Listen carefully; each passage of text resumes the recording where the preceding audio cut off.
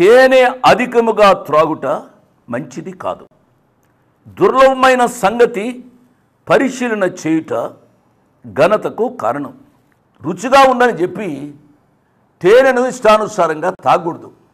ఒక మాట ఇంగ్లీష్లో ఉంది, too much of anything is good for nothing. అంటే అతిగా ఏది చేసినప్పుడు కూడా అది నష్టాన్నే కలుగు చేస్తుంది. రుచిగా ఉందని చెప్పి అది ఎక్కువగా తిన్నా కూడా ఆపసాపాలు పడవలసి వస్తుంది. అజీర్ణం కలగడానికి అవకాశం ఉంది, అనారోగ్యం కలగడానికి అవకాశం ఉంది. అంతకుముందు దేవుని వాక్యం చెప్పింది, ఒక ఇంటికి ఎక్కువగా వెళ్ళవద్దు, అతిగా వెళ్ళవద్దు. నువ్వు అతిగా వెళ్ళడం ద్వారా నీవు లోకం అవుతావు, లేక అక్రమ సంబంధాలు కట్టడానికి అవకాశం ఉంటుంది. అందుచేతనే తేనె అధికంగా త్రాగుట మంచిది కాదు. దుర్లభమైన సంగతి పరిశీలన చేయుట ఘనతకు కారణం.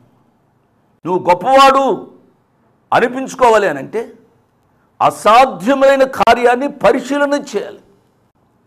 కొంతమంది పిహెచ్డీలు, డిహెచ్డి, డిటిహెచ్ ఇదిగా కొన్ని ఉన్నతమైన డిగ్రీలు సంపాదిస్తారు. కారణం ఏమిటనగా అసాధారణమైన కార్యాలను, దుర్లభమైన సంగతులను పరిశీలన చేసి వారు నూతనమైన సంగతిని కనుక్కుంటారు. కాబట్టి వారు ఘనతకు ఎక్కుతారు అనే విషయాన్ని జ్ఞాపకం చేస్తున్నా. మానవుని యొక్క జీవితంలో అసాధారణమైన విషయం మానవుడు పాపం చేసిన తరువాత ఏమిటి అనగా పరలోక రాజ్య ప్రాప్తి. పరలోక రాజ్యం అతనికి అసాధ్యమైంది, దుర్లభమైంది. ఎందుచేతనగా పాపులు పరలోకంలో ఉండడానికి ఏ విధమైన అవకాశం లేదు.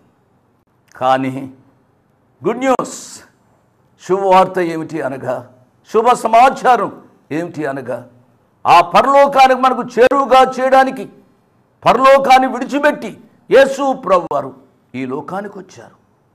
ఆయన శిలువ మరణం ద్వారా ఆయన పునరుద్ధానుడై ఆయన తండ్రి కుడి పార్శ్వమునికి ఎక్కాడు. అక్కడికి నిన్ను తీసుకుని వెళ్ళడానికి ఆయన ఇష్టపడుతున్నాడు. ఆయనతో నీవు ఉండాలి అనగా భూలోకంలో నువ్వు రక్షణ పొందాలి అని ప్రభు పేరిట నేను జ్ఞాపకం చేస్తూ ఉన్నాను. ఈ వీడియోలో ఒక సుత్తి కదా, సుత్తి అంటే అందరికి తెలుసు, హ్యామర్ ఇంగ్లీష్లో, ఈ జనరేషన్కి చెప్పాలి కాబట్టి హ్యామర్. ఈ సుత్తికి మధ్యలో మేకు గుచ్చుకుంది. అయితే ఒక వ్యక్తి చిన్న, ఇది కార్టూన్, మీరు ఆలోచించాలి, ఇది కార్టూన్ మీరు ఆలోచిస్తే ఈ సుత్తికి బాధ అవుతుంది.